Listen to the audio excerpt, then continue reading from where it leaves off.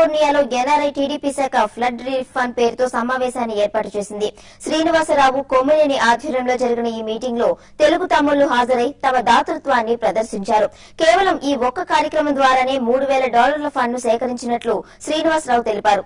వర్షాల కారణంగా రైతులు, చేతి వృత్తిదారులు తీవ్రంగా నష్టపోయారని, వారిని ఆదుకునేందుకు తాము ఎప్పుడూ ముందుంటామని కొమ్మినేని అన్నారు.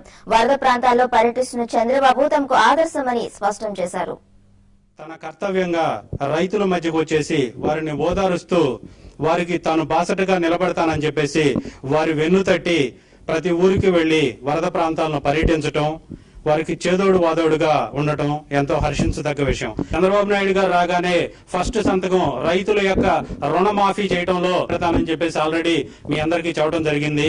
ఇంకా రెండో విషయం ఏంటంటే బీమా సౌకర్యం కూడా కలిగించడానికి మేమందరం కూడా ఎన్ఆర్ఐ మిత్రులందరం కూడా మాట్లాడుకోవడం జరిగింది.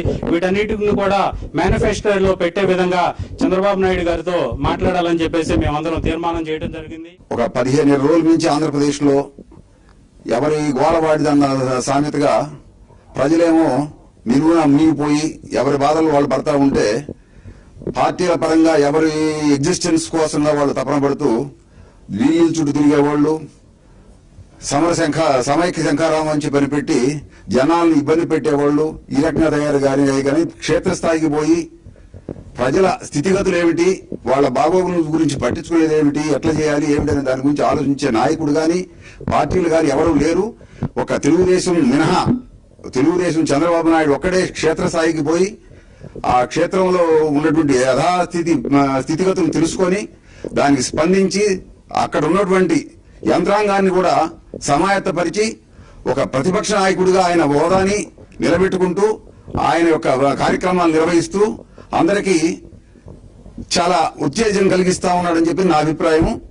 ఈ అకాల భారీ వర్షాల వల్ల రైతు తీవ్రంగా నష్టపోయారు. దానికి ఏ విధంగా ప్రభుత్వాలు సహాయపడాలో ఆ విధంగా ప్రభుత్వాలు సహాయపడతలేదు. దీన్ని కంపల్సరీగా జాతీయ విపత్తుగా ప్రకటించి మన కేంద్రం నుంచి కూడా నిధులు మన రాష్ట్రానికి సమకూర్చునే విధంగా మనం చేయాలి. ముఖ్యమంత్రి ఈ తెలంగాణ వాదం, సమైక్యవాదం కోసం అని చెప్పేసి లెటర్ రాయడం జరిగింది. కనీసం ఆ లెటర్ లో ఈ భారీ వర్షాల కారణంగా రాష్ట్రానికి ఇంత సంభవించింది, దీనికి మాకు ఇంత నిధులు కావాలి అని ఒక్క పాయింట్ ఎక్స్ప్లెయిన్ చేయలేకపోవటం చాలా విచారకరమైన విషయం.